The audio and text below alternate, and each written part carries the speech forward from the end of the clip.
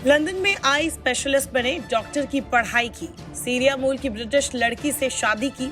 ऐसे थे जालिम तानाशाह राष्ट्रपति हाफिज अल असद के बेटे बशर अल असद, जिन्हें सेना राजनीति से कोई खास लगाव भी नहीं था।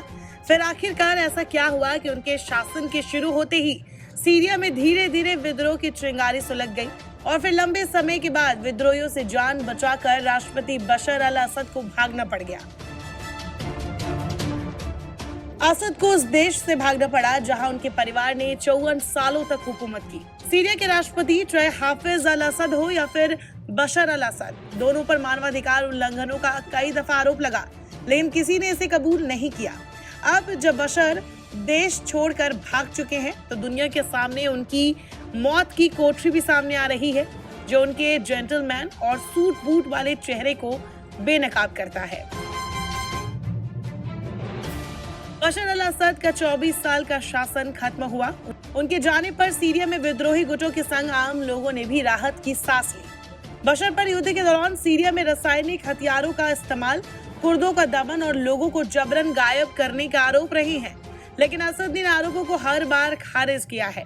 लेकिन अब असद की मौत की कोठरी का खुलासा हो गया है। मुर्दाघर में रखी लाशें खुद इस बात की गवाही दे रही है कि असद अपने खिलाफ उठने वाली आवाज को कितनी बेरहमी से कुचल दिया करते थे।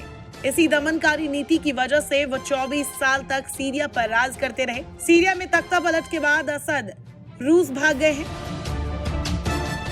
विद्रोहियों ने पूरे सीरिया पर कब्जा कर लिया है। इसी बीच जानकारी के मुताबिक विद्रोही लड़ाकों को दमिश्क के पास एक अस्पताल के मुर्दाघर के अंदर लगभग 40 शव मिले, जो बॉडी बैग में भरे हुए थे। इन शवों के बैगों पर नंबर और किसी किसी पर नाम भी लिखा हुआ है। इन शवों पर टॉर्चर के निशान साफ देखे जा सकते हैं।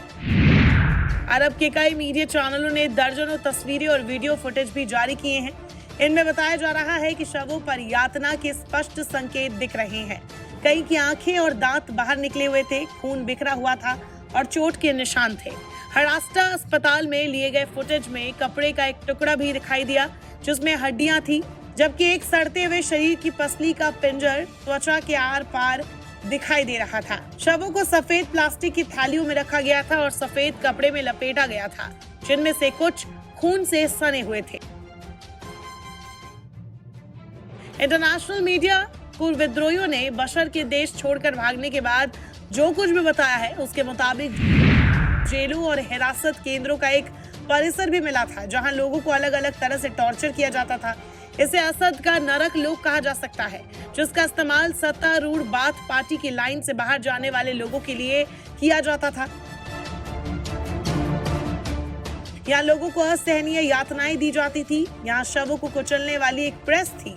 लोगों को यहाँ लंबे समय तक जेलों में रखा जाता था और जब तक वो असद की बात नहीं मान लेते थे, तब तक उन्हें टॉर्चर किया जाता था।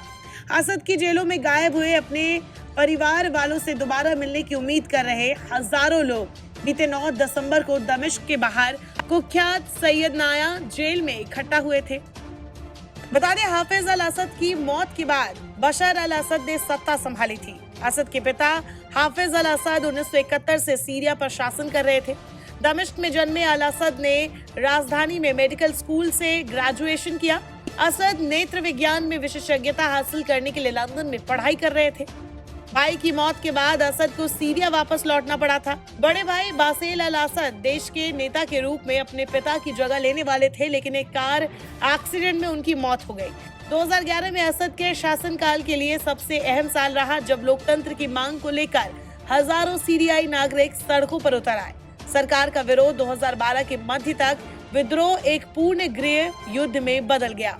असद पर मानवाधिकार उल्लंघनों का आरोप लगता रहा है।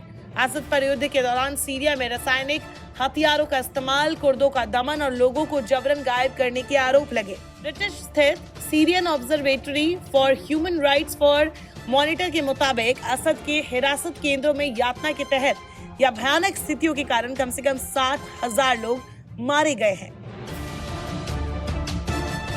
सीरिया में संघर्ष की शुरुआत के बाद से राष्ट्रपति बशर अल असद की सरकार पर मानवाधिकारों के हनन और यातना, बलात्कार और अपहरण के मामलों का आरोप लगाया गया।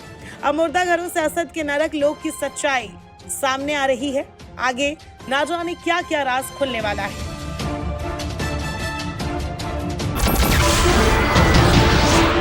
नमस्कार, मैं हूं मानक गुप्ता। अगर आपको हमारा ये वीडियो पसंद आया हो तो इसे लाइक और शेयर जरूर करें, और हां, हमें सब्सक्राइब और फॉलो करना ना भूलें ताकि आप देश और दुनिया की कोई खबर मिस ना करें। तो जुड़े रहिए हमारे साथ और देखते रहिए न्यूज़ 24।